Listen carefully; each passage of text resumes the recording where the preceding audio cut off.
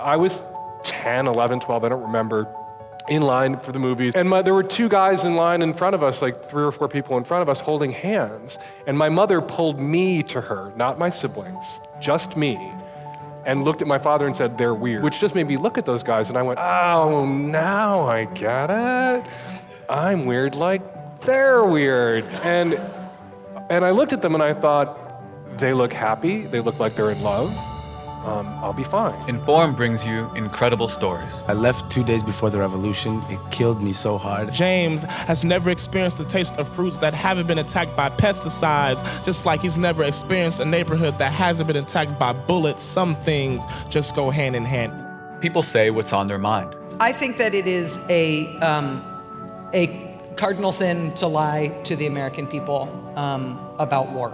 Partisanship is a version of narcissism. In downtown San Francisco, the Commonwealth Club's Inforum curates events that bring you face to face with the world's changemakers. 1/3 of the wage gains that women have made since the 1960s were made as a result of the birth control pill. Twitter is a technology that I don't think we've seen before in this world. Since 1903, the most innovative leaders have come to the Commonwealth Club to share their vision. Sharing cars, sharing their homes, sharing. A shared dream, a shareable American dream. That could work. You each can play a role in helping us chart a better future. Housing and health and education and policy all live close to the surface in us when our children are murdered. It's all the same story. We bring together the visionaries shaping the emerging trends in technology. It was a combination of instant and telegram. It was the idea that you could take a moment in time and you could capture it and you could just send it out and broadcast it with the entire world. I just threw the site together in about a week when I was at school. Oh, great. We've got angels, we've got incubators, we've got accelerators, we've got seed funds, we've got crowdfunding. We eat, we drink. One of our first dates ever, we pickled like 100 pounds of herring and made 300 pounds of sauerkraut. Yay! We never shy away. 75% of the people of this country want universal health care and expect it. And damn it, let's go. Concentrated, deep, slow, loving, tender, passionate sex. Whether you want to be on the cusp of current events or feast on pop culture. I should have a great time writing it. I should write a book that is as fun as any party I'd be skipping. Inform events are fun and action-packed. I have an anthropology scarf that does that twisty thing, so. Come feed your mind and soul and celebrate the future with Inform. I love San Francisco, and every time I come back here, I remember that this is the only city in America that has magic.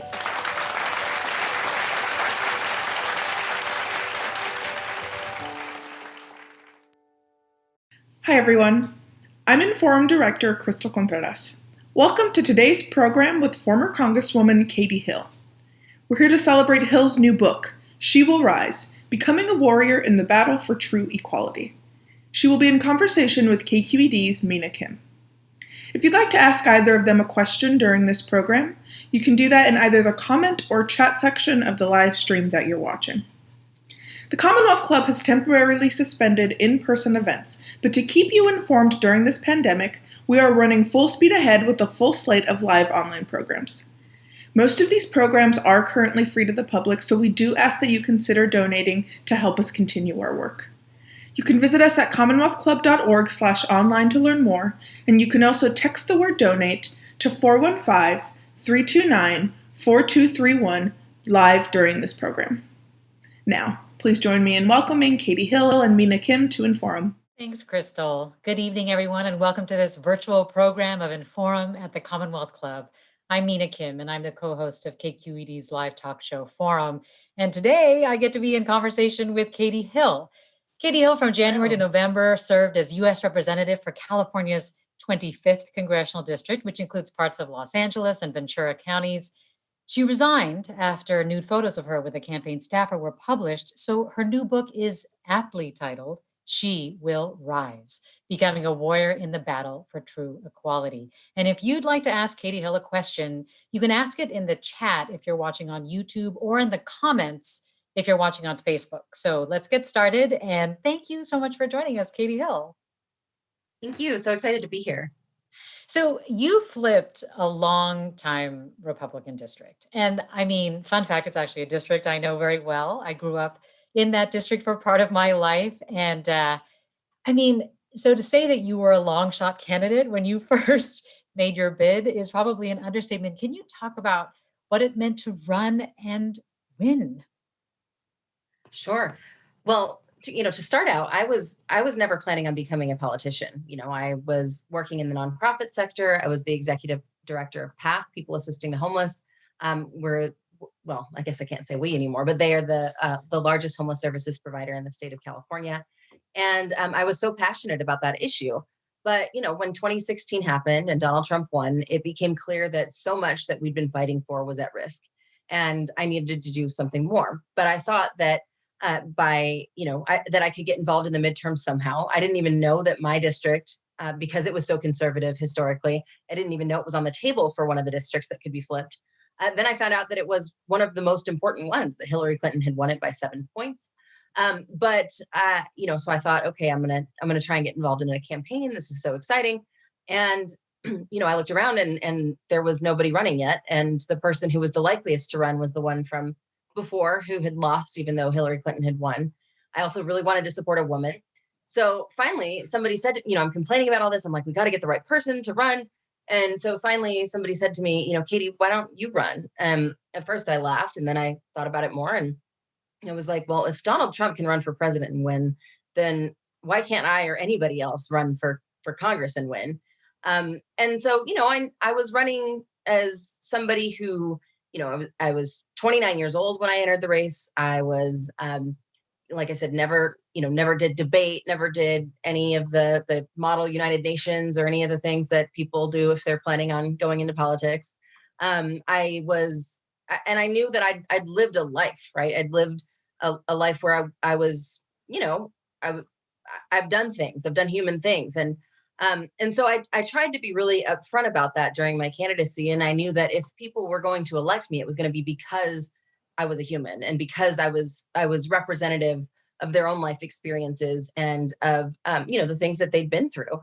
And so, it was such a long shot campaign, and it started out with just me and my family and some friends. And, it slowly grew. And, it started off as just this scrappy kind of this crazy idea. We were up against the person who had been backed by the Democratic Party previously, who had all the labor support, who had all the kind of institutional support.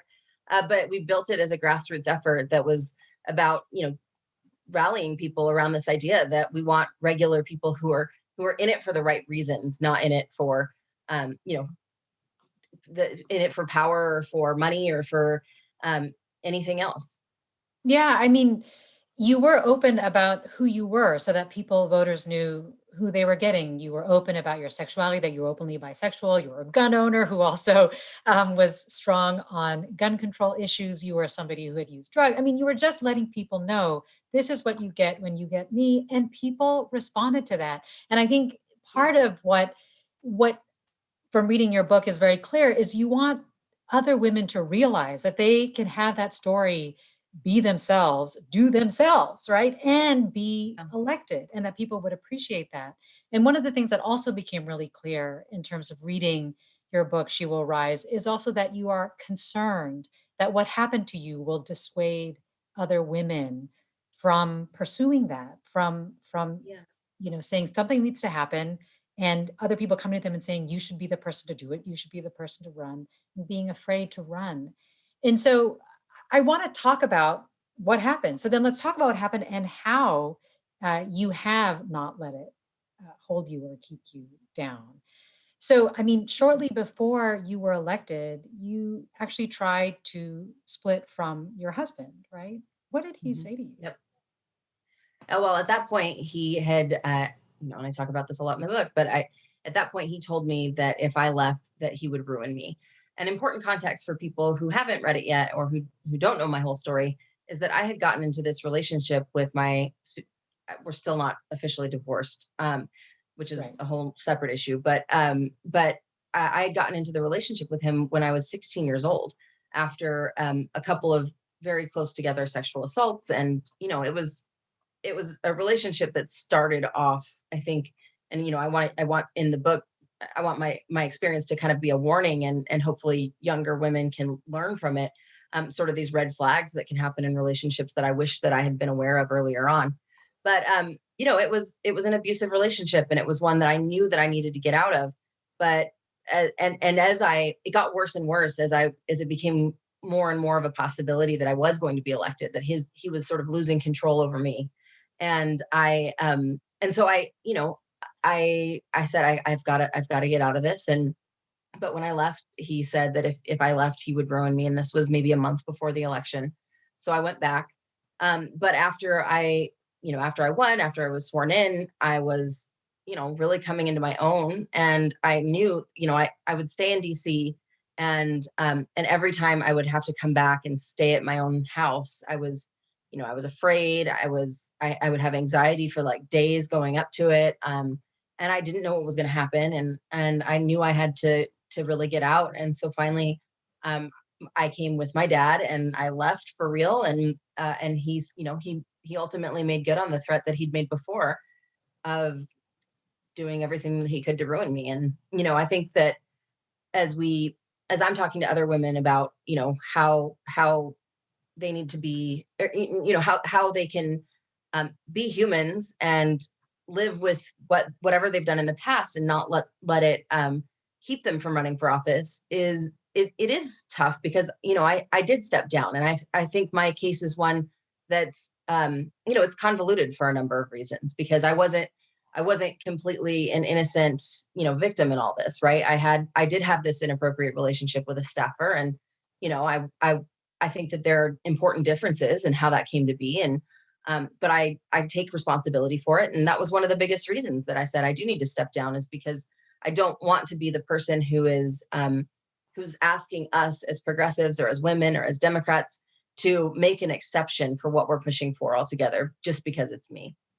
So, today I talked to a woman just today who had a similar experience, and she was an executive director of a Democratic Party, like a local Democratic Party, out of state, out of here. And she had a nude image that was leaked, but it was used against her. She had to resign. And she's talked about how if she was on a trajectory to try and run for something, but now it's something that's in the back of her head, and that she's afraid is going to come back out if she does decide to run. And I told her, I was like, you were in no way at fault. Like, a crime was actually committed against you. You don't have a liability in this. You have, you have the opportunity to really say, this happened to me, and it shouldn't be something that holds other women back, and it shouldn't be something that holds me back. And getting out ahead of that now, rather than letting anybody use it against you, is something that I wish I had figured out a better way of doing, before everything kind of broke down. Because is that what you told yourself when you learned that he had sent these photos of you, these nude photos of you, to a journalistic publication? I mean, I don't think it was a super amazing journalistic publication, but it was a journalistic publication nonetheless, which I think is a whole nother piece of this that we should talk about. But I'm guessing that wasn't the first thing that you felt when you found out this was going to happen, that like, you don't deserve this. This isn't that this is a criminal act that's being done to you. Yeah. No, the first thing that I felt was fear, and was, this sinking feeling of, he did exactly what, I was afraid of. And he did this, he took, I thought that I had escaped, right? That I had gotten out from under his control, but he used this as a way, in conjunction with my, political enemies and with this right-wing media, to show that that's not true, that I had not escaped, and that he had the ability to not just ruin or attempt to ruin my life, but to affect the lives of so many other people who, frankly, were even more innocent than I was. including all the people who supported me, the people who felt represented by me, the people who were counting on the representation that I had, that I was giving them in Congress. And, you know, the effects of that are longstanding. And I really hope that the work that I do from here can help to kind of, you know, balance that out and make up for what was lost when we lost the seat. And, you know, we lost the seat back to the Republicans. So I'm hopeful that we gain it back in November, but it's definitely, you know, there's so many thoughts that are going through your mind when that's happening. And it wasn't, I'm a victim. It was that oh my God, this thing that I was so afraid of has actually happened. You've talked about how when you encounter people, you wonder, have they seen the nude photos of me? Like if you're meeting someone for the first time or going to sit down at a meeting, do you still think that when you're meeting somebody? Yeah, now?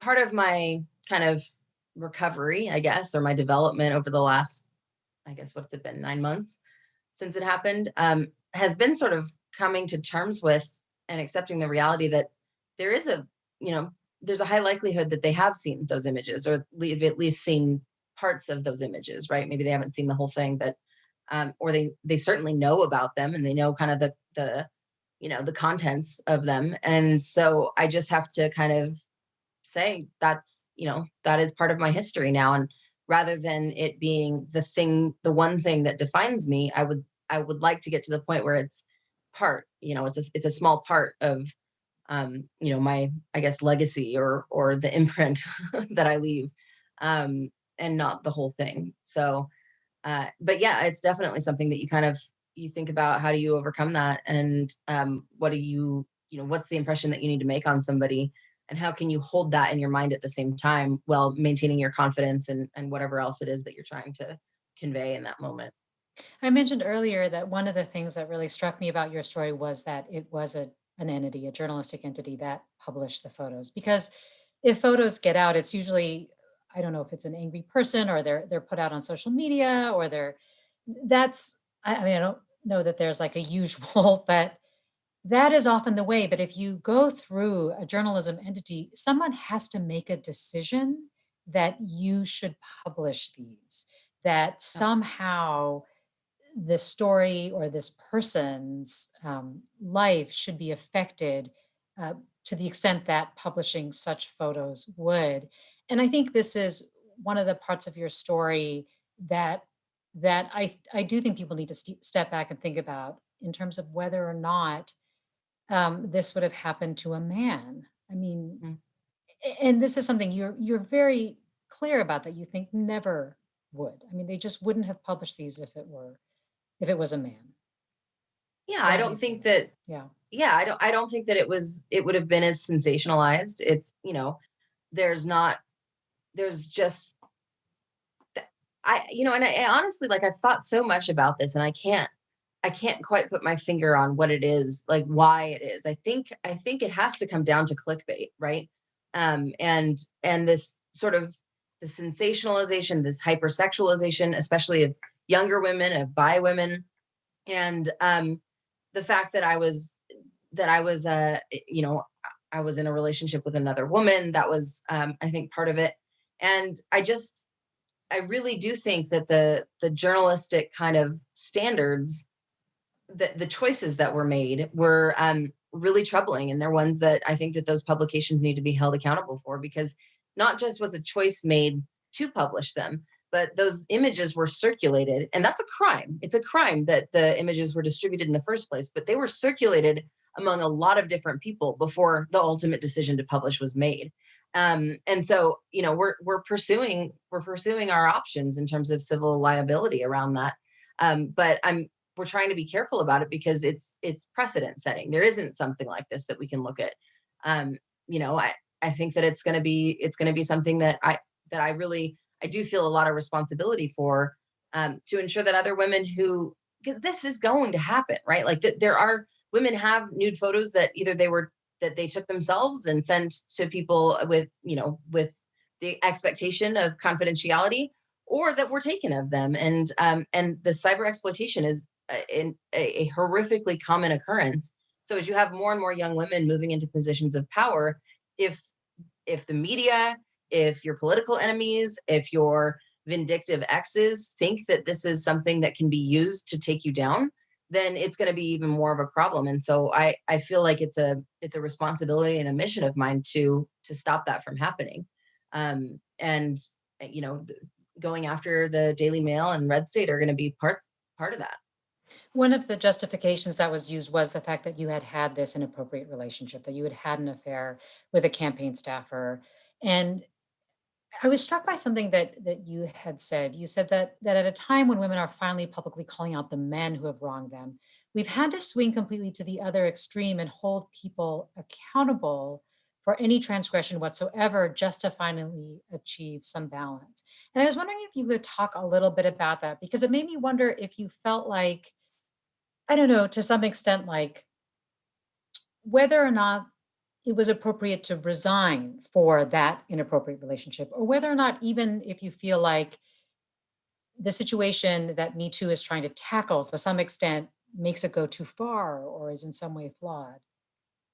Well, I think that the situation that Me Too is trying to tackle is difficult. It's hard. The one thing that I go back to is that this is we're in a real moment of transition, and my election is reflective of that, and so is my resignation. And I have, for example, the relationship with the woman in question started before Me Too blew up. It started in 2017, very shortly after I had launched my campaign, and at the time, and this isn't an excuse, but this is a fact. Like at the time, it was this long shot thing that I didn't feel like an employer, right? I was in charge of this large organization before. I would never have even considered having a relationship with a colleague, let alone a subordinate. But there was something about the campaign that let, either my judgment was, I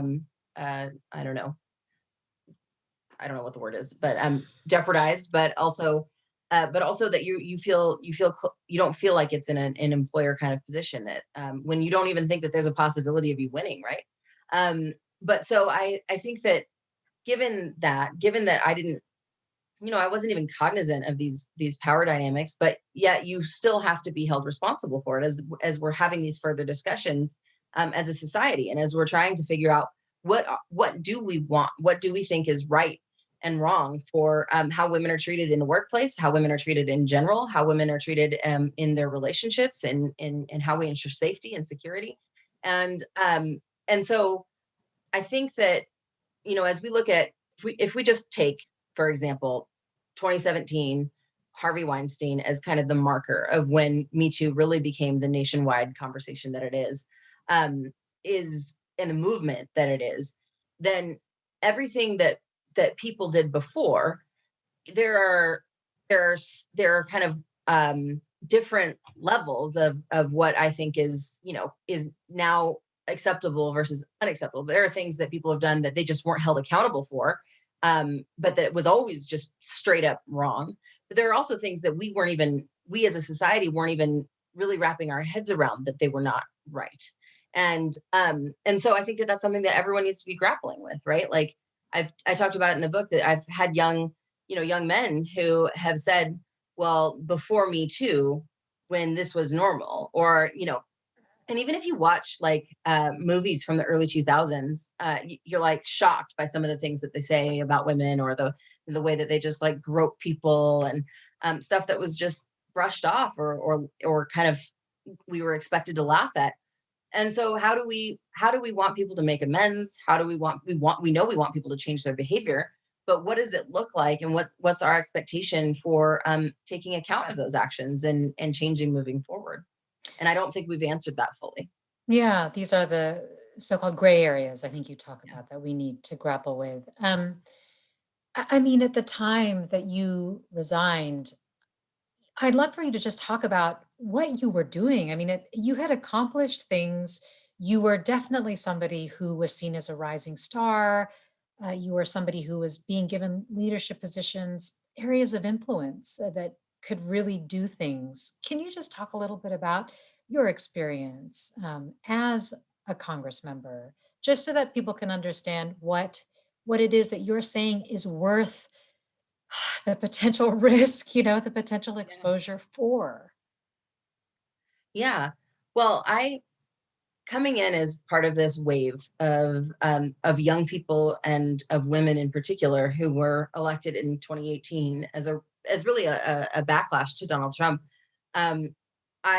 it truly felt like we were, we'd hit a rock bottom of, and kind of a wake up call by seeing Hillary Clinton, who so many of us just recognized that she was the most qualified you could possibly be, that she would have been, a great president, and then beaten by this person that we couldn't have even possibly imagined being our president. And now we've seen 4 years of it and the consequences of it. But it felt like, okay, we can come out of this. We can come out of this kind of hole that we're in as a country, and we can start to address the misogyny that kind of led us here, and it's going to take a lot of work, but we can ultimately get there. And I think a lot of us got there probably with a little bit more of an expectation of how we could change things quicker than is really possible. Especially, it in the back of your head that we have a Republican Senate and Donald Trump is president, and the House is only capable of doing so much. But sure, and government generally is a slower process.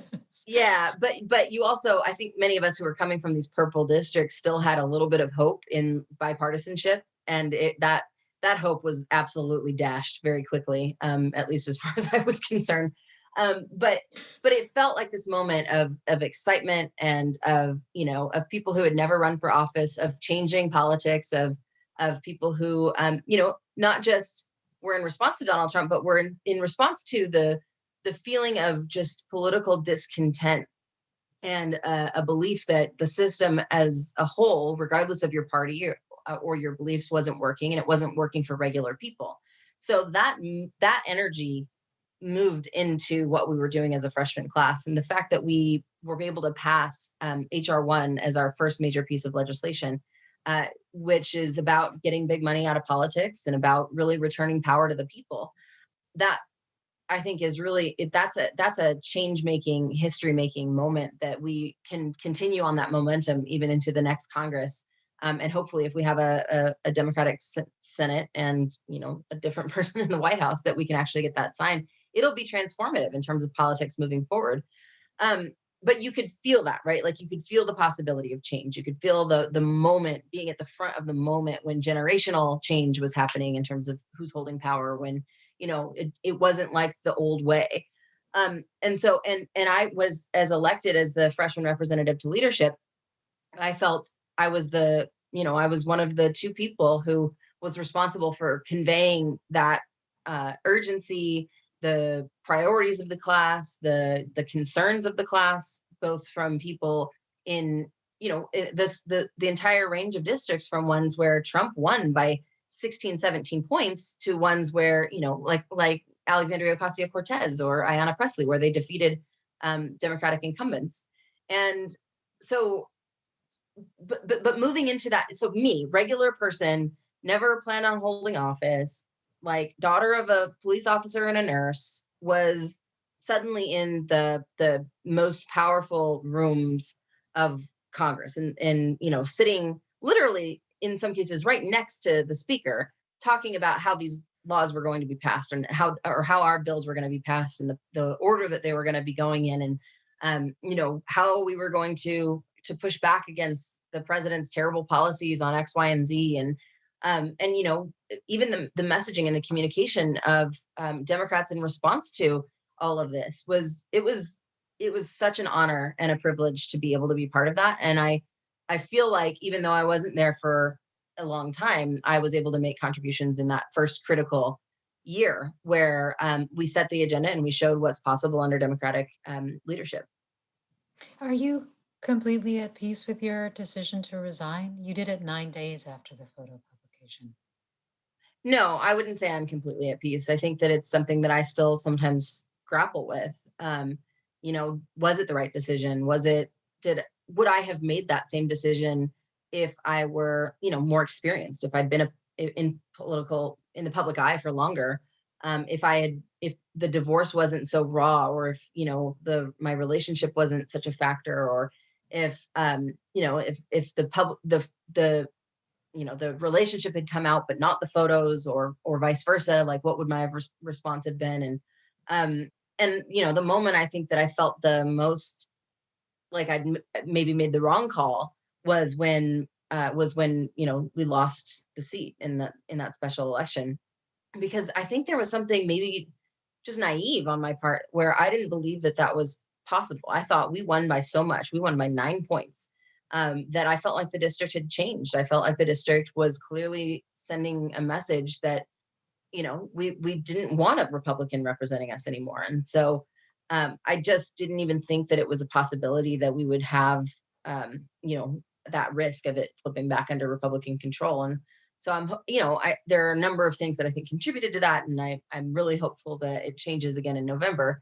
But, that night when we found out those results, I was just like, I totally screwed this up. I should have stayed. And you certainly get that hate mail from even people who have been your supporters of like, how dare you? You've ruined kind of everything that we worked for. And I've had to grapple a lot with that responsibility. And sometimes I see what's happening. I think about I'm really hopeful that we do change control of the Senate and that Joe Biden and Kamala Harris make it into the White House. But I think about what's possible in the leadership that's needed from Congress, from our representatives in Congress next time, and how critical it is that we actually get these bills passed and signed that we were pushing for in the last Congress. And so I have a sense of like, well, what could I be doing?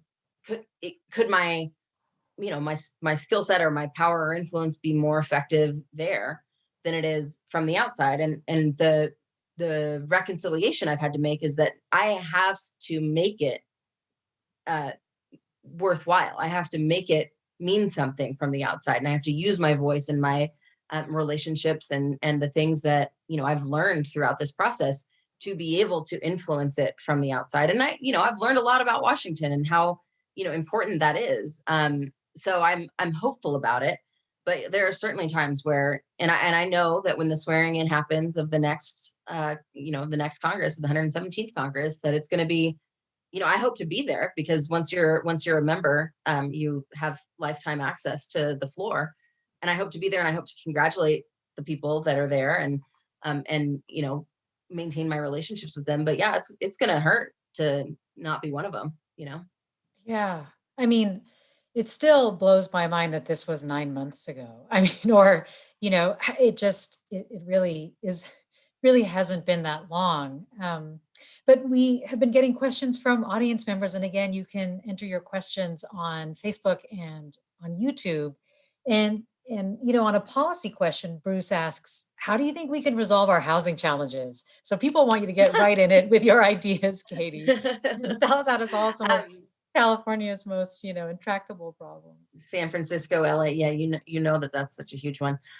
Well, the first thing is we have to encourage development. We know that, but when we're talking about development, it needs to be strategic. One of the things that happens the most is that you'll see in cities like this, I'll just use San Francisco as an example because it's so clear that if you're just if you're just encouraging building, but you're not saying that part of that building needs to be for people who are all of that building needs to be for people who are, low or middle income, not, the wealthiest, then you're going to have prices continue to skyrocket.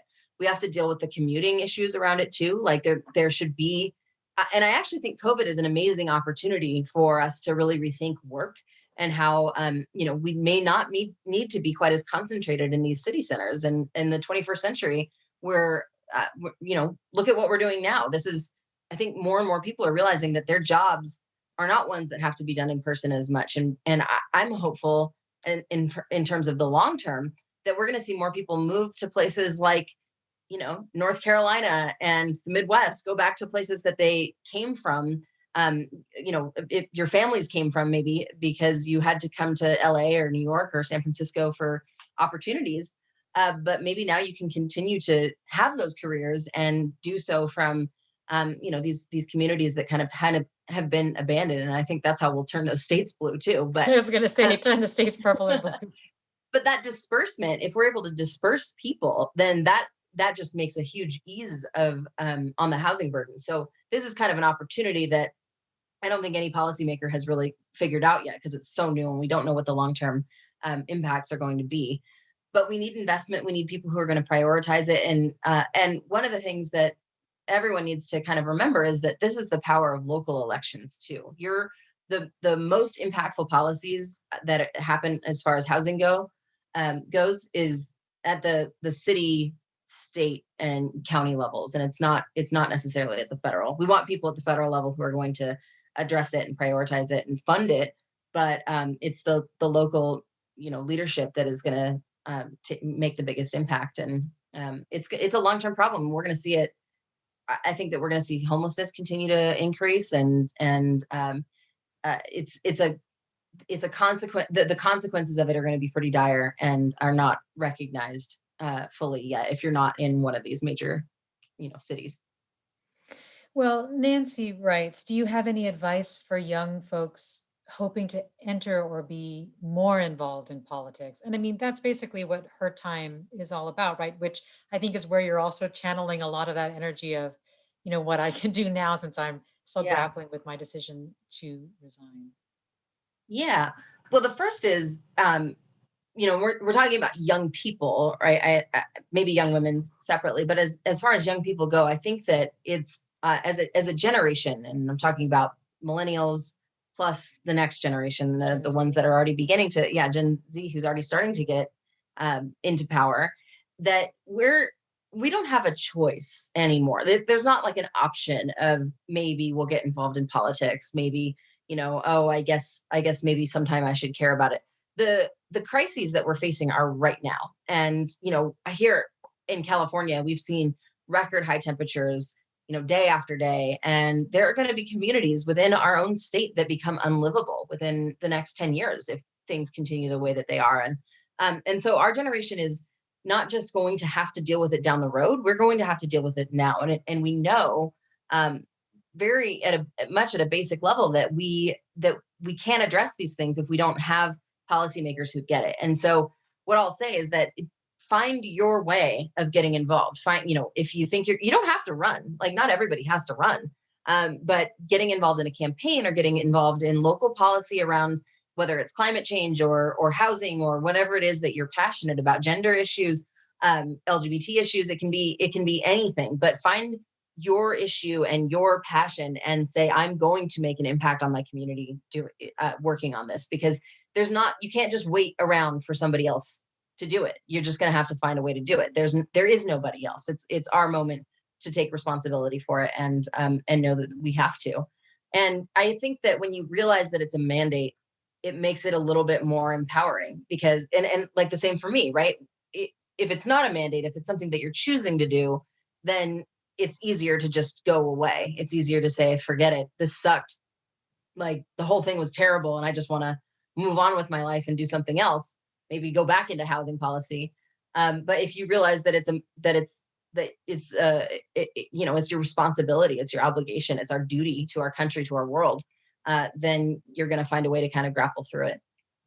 Well, here's the question. What can women in abusive relationships do to escape their situation in COVID? And we've heard about this, right? I mean, the situation for survivors or women experiencing domestic violence, or actually women or men experiencing domestic violence, this has become such a difficult time with shelter in place.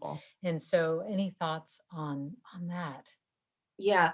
Well, one thing I'll say is that we listed out resources, and this is totally free. You can go to the website for shewillrisebook.com, and we put a number of key resources for different situations, including on domestic violence, where you can look at those that are, the National Domestic Violence Hotline that gives links to it that, just to have and just to kind of be able to, use as resources without buying the book if you don't want to, or you want to be able to send it to somebody.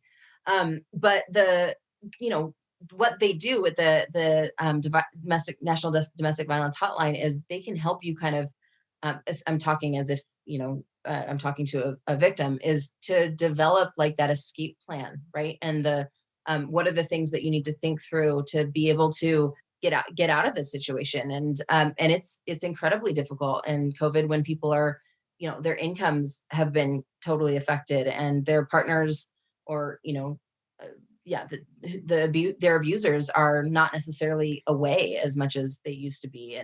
And trying to create that sort of plan is very difficult. And but I would say that there are resources out there. There are people that can help. There are not enough shelters or support systems just that, socially we've put in place.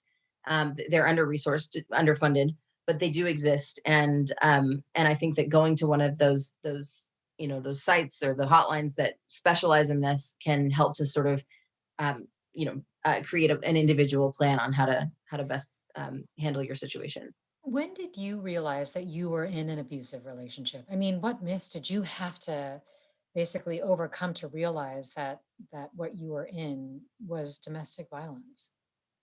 Well, this is something that happens with so many women is when you're in a relationship like this, especially with coercive control, where it's not necessarily you're getting punched in the face, but you're experiencing other forms of abuse.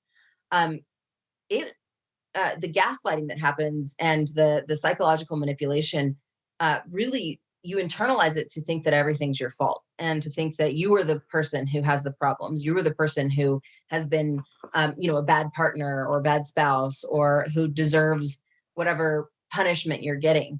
And so working through that there's a major denial element. So even when, I know that I did this, and when friends or family members said, "Hey, this doesn't look right. This doesn't look like a healthy relationship." I would get upset. I would get mad, and I would stop talking to them sometimes. And so it took it escalating to a point of me really not being able to deny it. And also even me being in the campaign and recognizing and really kind of internalizing my own power, that I was able to say, wait, this isn't how it should be. This is, if I saw this in somebody else, I would not say that this is okay.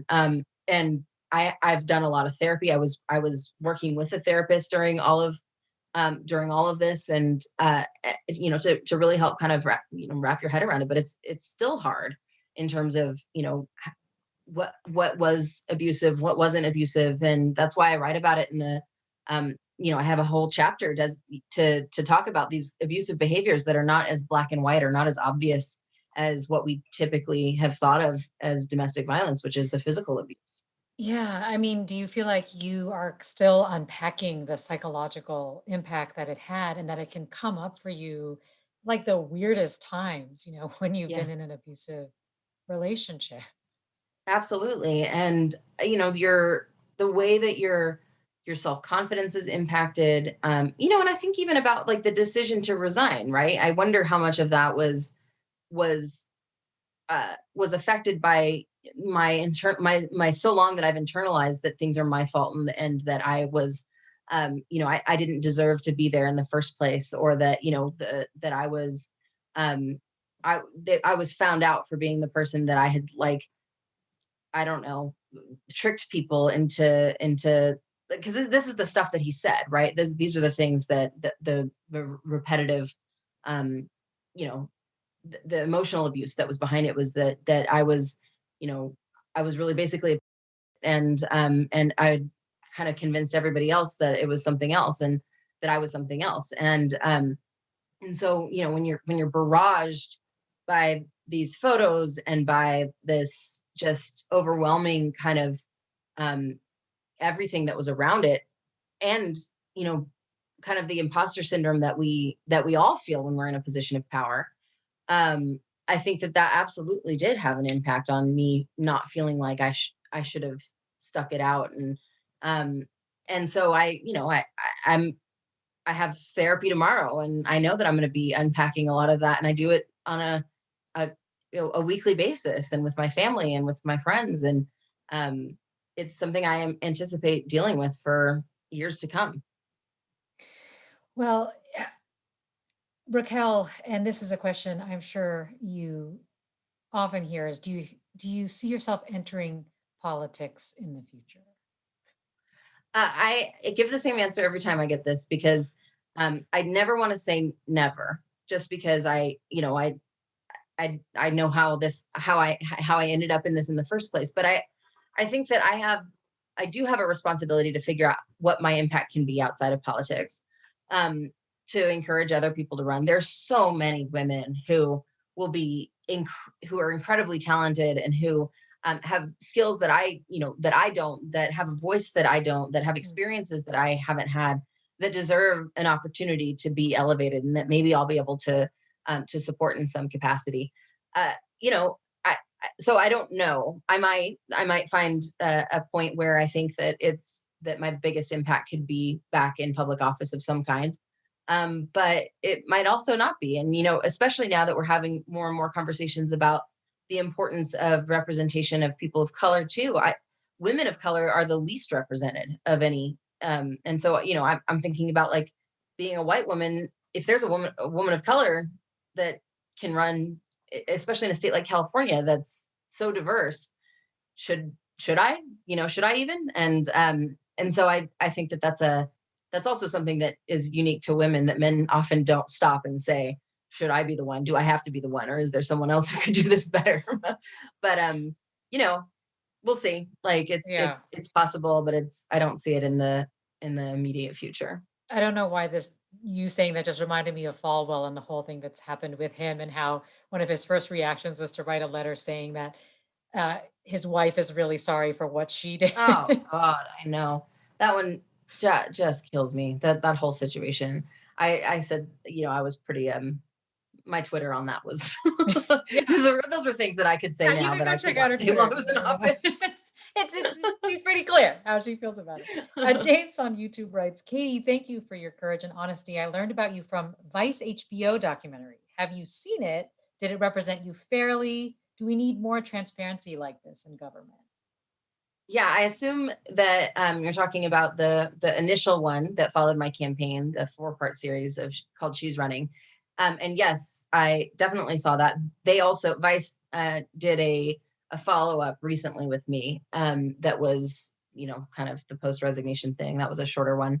But, the reason I decided to do it, I agreed to do it in the first place, against all recommendations of consultants and everybody else, was because I think people do need to see how campaigns work and what the political process is like and what it's like for, once people are elected. And I think we're seeing the impact of this generational change in Congress with things like what Alexandria Ocasio-Cortez does. Just the other day, I think her Instagram, she broke down how she prepares for hearings. Yeah. And I think that's the kind of thing that we need to know for us to be able to figure out how to change the system, or for us to even feel like the system is working or is representing us. And so I'm excited about the fact that there are more and more people, especially young people, who are willing to kind of pull back that curtain and talk about it openly and honestly. And some people might have seen on HBO, there was a documentary called The Swamp, and it followed around 2 Republicans, Matt Gaetz being one of them, and oh gosh, I can't remember the other one now.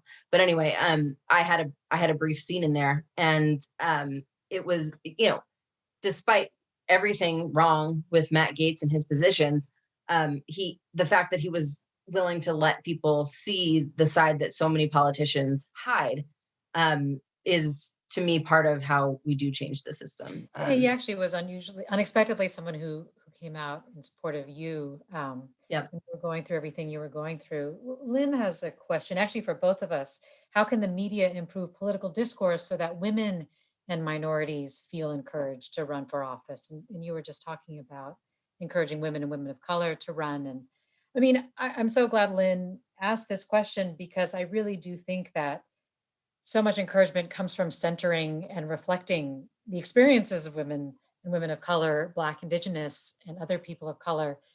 Their voices just simply haven't been centered in media. Their stories, their lenses haven't been the center lens. And I think the more that people can see that reflected in the stories that are being told and the conversations that we're having on our radio and live shows, I guess that would be my answer. I don't know if you have any thoughts for Lynn on how the media can improve political discourse so that women and minorities. I agree. And I also think that the media calling out areas of sexism and watching and monitoring themselves for when they engage in sort of gendered kind of commentary or things that, for example, when Kamala Harris, the stuff leading up to her nomination as VP, where it was people were talking about her being too ambitious, and I think for whoops, sorry, hit my laptop. That I think we really did a bad job of that in 2016.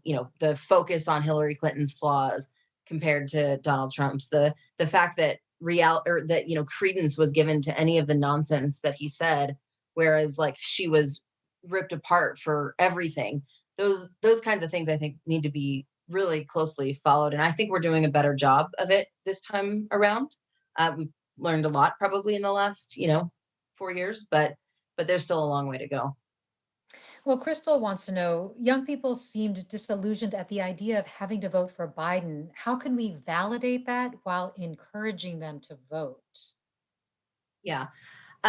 So I have two things to say to this. The first one is very bluntly, dude, come on. Like we got to get rid of Trump. This is the option. So just get over it. But so that's like one side, and that's the side that I'll save for like my sister, if she were like, she that's what I said to her with Hillary before, but this time around she's already there.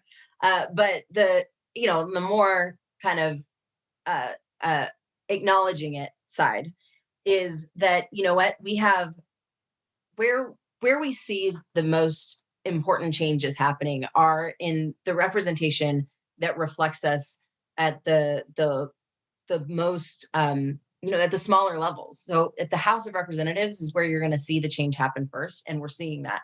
Well, even at local municipal offices more so, but the House is the place where I think that we have to get that diversity happening there before we can even not that we shouldn't fight for it to happen at higher offices, but before we can reasonably expect for our values to be reflected for the entire country. If it's not even reflected for our own communities, including in the most blue progressive regions, if you don't have an incredibly progressive representative there, then we're not going to get it for the entire country. So I think that this is where young people can say, okay, I am for all of these super progressive policies. My own elected official is at whatever level you think you want to be the most passionate about. And if it's federal policies that you care about, then it should be your member of Congress.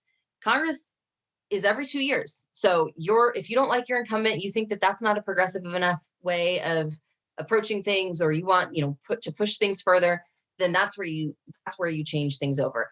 In the meantime, we've already with the Congress, with the House of Representatives that we have now, because of the changes that happened last time, even though it may be far more moderate than we want, we still accomplished and passed all of these bills that are historic, and that equal pay and the Equality Act and HR 1, like I mentioned earlier, all of these things that were passed that can't even go anywhere if we don't have Trump out of office, and if we don't have the Senate under Democratic control. Then that's why it's so important to vote in November and to get him out of the White House. So if you're not excited about Biden, that's fine. Like, it's okay. But do this time, I would rarely say this, but this time vote against Trump and vote to have somebody who we know at least is going to prioritize the democratic values that we're fighting for and that we're pushing on. And that gives us the opportunity to create the changes at the congressional level. And if people are as enthusiastic and as involved in politics for 2022 as they are in presidential politics, then you can change things entirely.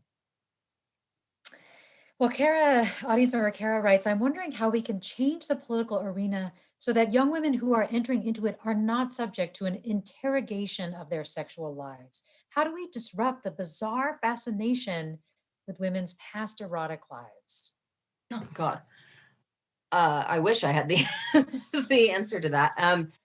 I think it's, I think it's a matter of us all calling it out and saying that this isn't acceptable, and that we should be embracing, or at least not caring about people's pasts. And And I think that that's part of where my situation was complicated, is because it crossed over into a part that we that may be considered unethical, not just whatever I did before I was entering public life, right? Like it was just, I think it's easier if it's like, yeah, I slept around, I did, you know what I mean? Like I did porn, like whatever it is that somebody did beforehand, I think should be absolutely unjudged. That should just contribute to the experiences that so many of us have that are not reflected currently, or that have just been hidden. Like, right, our elected officials forever have been, especially men, have done all kinds of kinky stuff, but it just hasn't been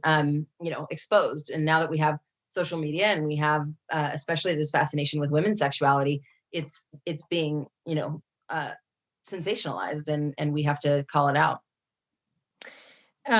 Well, Tara wants to know, you brought your career in social services to Congress. How do you think previous careers impact how Congress members represent their constituents? How do you think your career informed your tenure?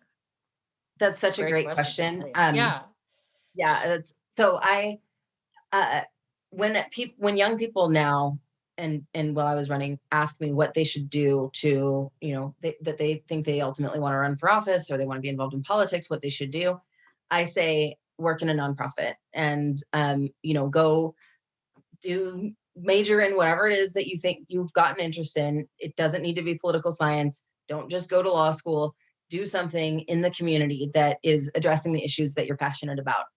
You will learn the skills that you need to take to any kind of representation, if that's what you're still committed to.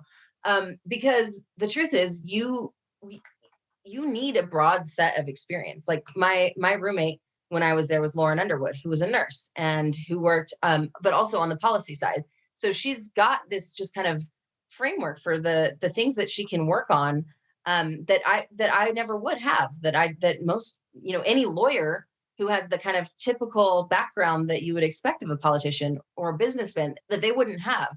And teachers, like we had Johanna Hayes was elected in my class, and she was a teacher of the year, I think in I don't remember, a couple of years ago.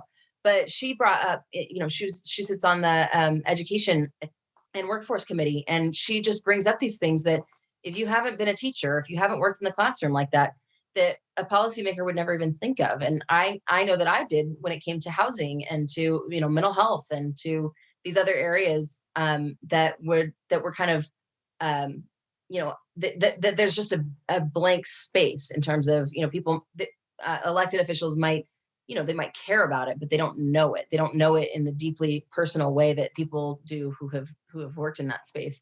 But also, I think it's a different form of governance too. When you have worked in the nonprofit sector, especially, or in social services, you know what it takes to collaborate. You're looking at human value in a different way. And one of the things I noticed in Congress is that if you take a trajectory, a career of, and I don't mean to be picking on lawyers. I'm sure there are plenty of lawyers that are watching, but it's just such a typical kind of pathway for politics, or it has been.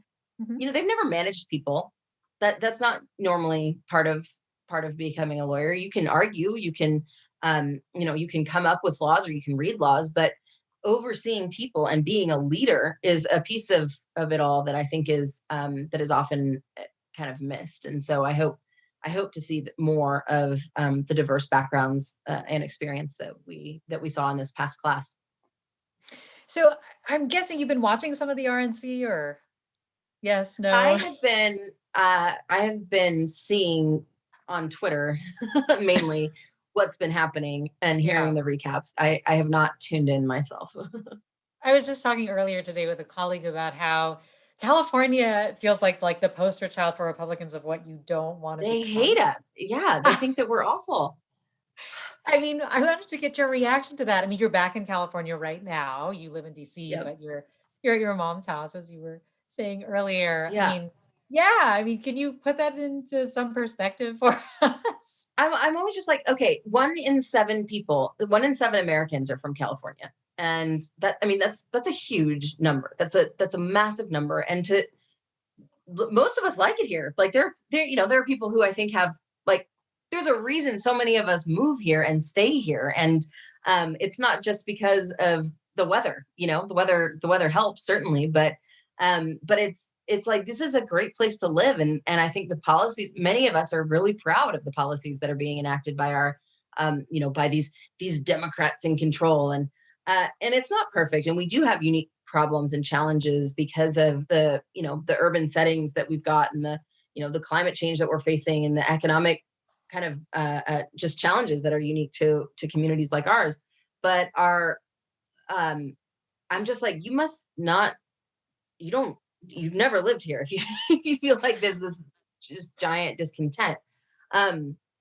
So yeah, I mean, that's my reaction, is like, I feel like I'm living in DC now for my main, most of the time. And I've got a lot of reasons for that.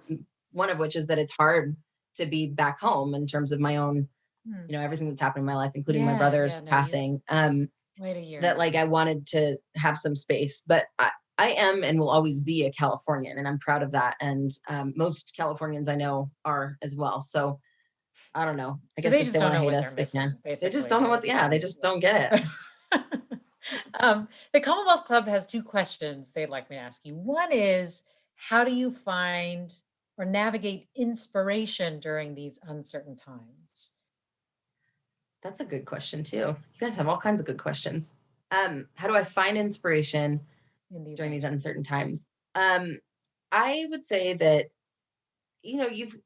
you have to be looking for it anywhere you can find it. And I think it's in the day-to-day actions of people that we see, the frontline workers, the people who are sacrificing their own health and safety to take care of the rest of us, and young people who are fighting to make change, and even the protests, right? The people who are going out, like I was in DC the night that that Trump called in the National Guard, and did the gas and everything like that. And so that night I decided, I was like, I have to go out. Like I felt like that was the moment that compelled me to go out and kind of join the protests. But seeing these young people who are just like willing to risk everything, their personal safety and their and just their lives, that's inspiring. And the fact that we have these nurses and healthcare professionals that are doing it every day. My mom is a nurse, and she's in charge of a large hospital here in LA County. She's called a house supervisor, which means she's the charge nurse of the charge nurses. So the night shift that she works, then she's over the whole hospital.